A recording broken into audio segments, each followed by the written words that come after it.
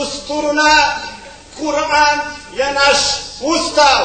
Wal džihadu sabilina. Džihad je naš put, džihad je naš spas, džihad je naša borba. Wal mevtu fi sabilillahi esma emanina. Smrt na Allahovom putu je naša najveća želja. Esselamu alaikum. Džihad, riječ i pojam koji se često upotrebljava u različitim situacijama, zapravo u islamskom učenju znači ulagati napor da se ozbilji, da se postigne dobro, da se postigne dobar cilj. To dalje znači da je džihad jednako i pisanje dobre knjige i opskrbljivanje svoje obitelji i rad u tvornici i obnova ali i odbrana zemlje, naravno. There were other Islamic forces within Bosnia that were Bosniak themselves and not from outside, that began to be stronger. I mean, some parts of Izetbegović's own party that were fundamentalist in nature began to be stronger and stronger over time.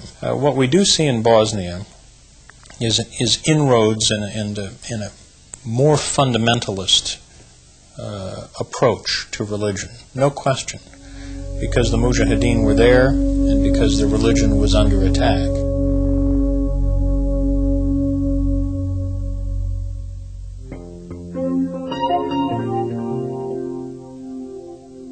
In order to punish those responsible for war crimes in the ex-Yugoslavia, the international community founded the Hague Tribunal.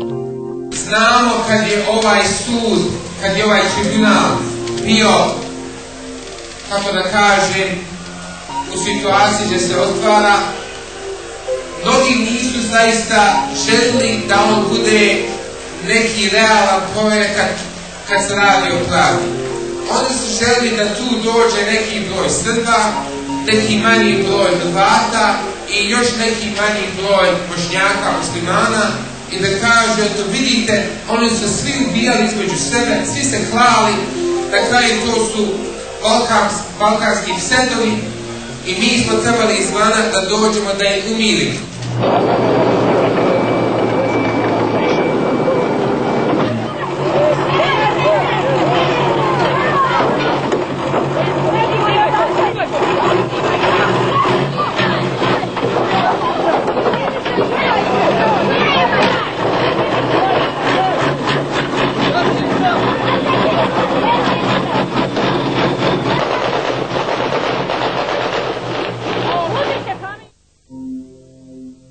According to CIA reports, Serbs committed 90% of war crimes in the ex-Yugoslavia, while Croats and Muslims perpetrated the remaining 10%.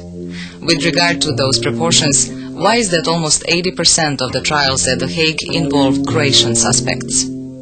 We pursue those investigations where we think it's most likely to bring some results. And of course, you also have to have regard to the fact that the tribunal was when it was in its infancy and the world was expecting results, we were also anxious to prove that it was possible to complete investigations and bring indictments. So our investigations concentrated on those where we were fairly certain of a result and a quick result, rather than doing something more long-term and more difficult, which would bring an indictment after a longer period of time. The trial of General Blaškić, who surrendered himself voluntarily, has been going on now for 3 years. This Bosnian Croat is being tried for his objective responsibility in the war crimes committed at Ahmići, where Bosnian Croat soldiers massacred Muslims.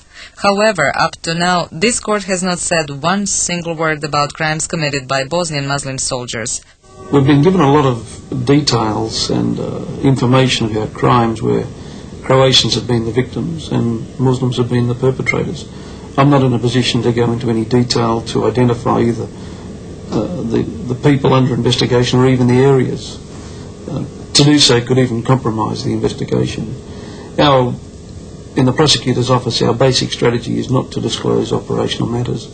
And for me to start talking to you about the level of our knowledge of crimes committed against Croatians by Muslim perpetrators would be counterproductive to our efforts. So I'm afraid I just can't go into any detail, except to say that, yes, we do have allegations. and it varies from area to area, and in the fullness of time and when the resources are at our disposal, those cases will be investigated.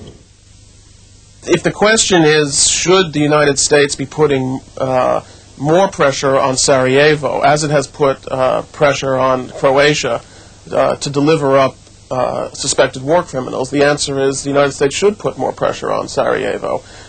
It should also be putting a great deal more pressure on Pale and on Milosevic to be delivering up Serb war criminals. I think that the United States policy, as a matter of stated policy, is to put equal pressure